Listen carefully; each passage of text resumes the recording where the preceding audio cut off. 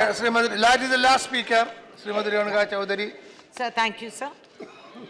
I have been listening patiently to the collective wisdom of my respected honorable colleagues who have articulated on this issue that the nation is seized by today. A lot of emotions are flowing on both sides, and we have a lot of activists outside who are agitating and asking for what they consider balance. Sir, to curtail the discussions on this bill, which are limited by time factors, as it must in Parliament,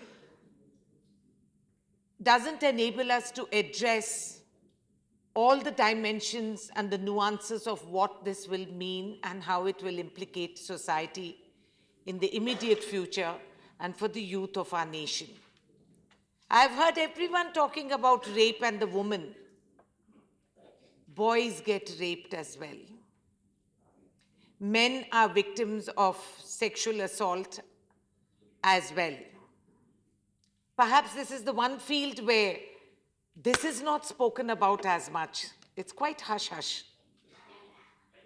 The fact of the matter is that we are pondering on an issue where there is a very thin line between tipping over into an act of vengeance and keeping ourselves on the righteous path. How do we teach our children empathy? I'm glad we have HRD Minister here, because this is something that we have to encapsulate in schools. It has to start from our homes, as rightly said by some of our members.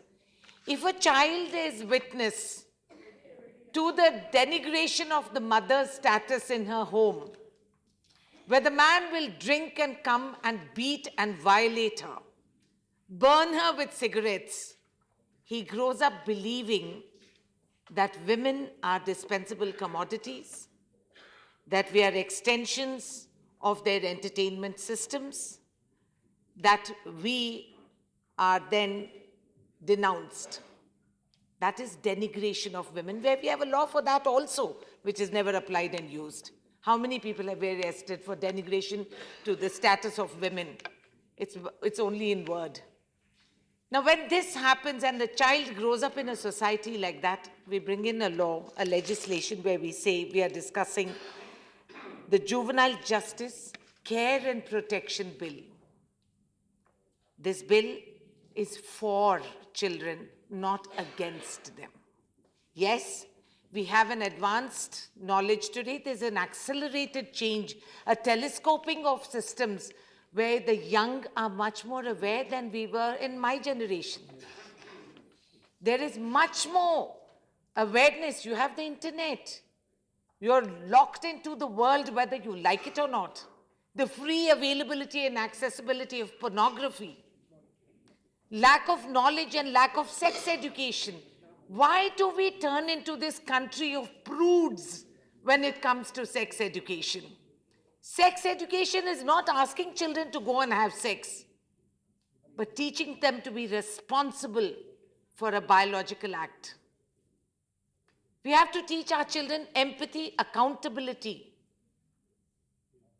And unless they learned that, how are we going to bring about legislations that will address all of this?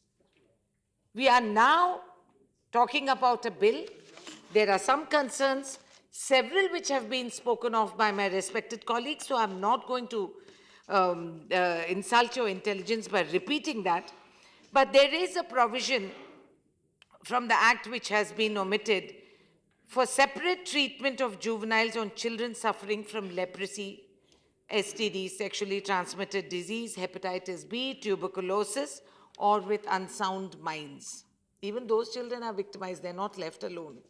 They're not left alone by rapists or other people who pretend that they're part of our society.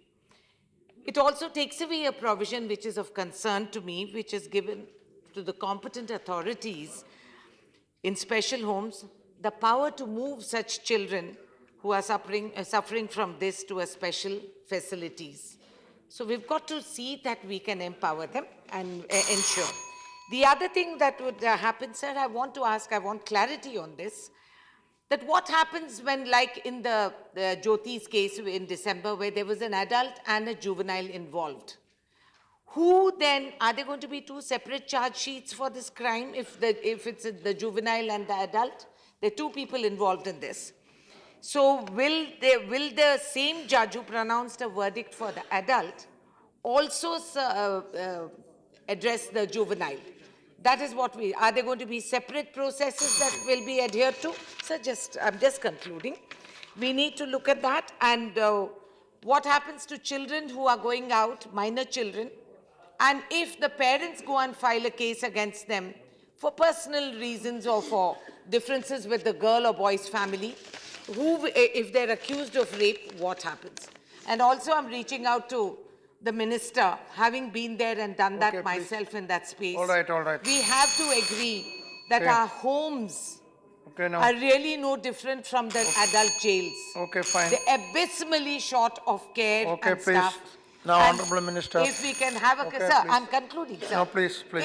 If collectively a please. curriculum is given to educational institutes and associative institutes whereby we do capacity building to raise a charge of psychologists, counselors, vocational guidance, which needs to be done. Okay, Thank you very much. for your Honorable patience. Minister,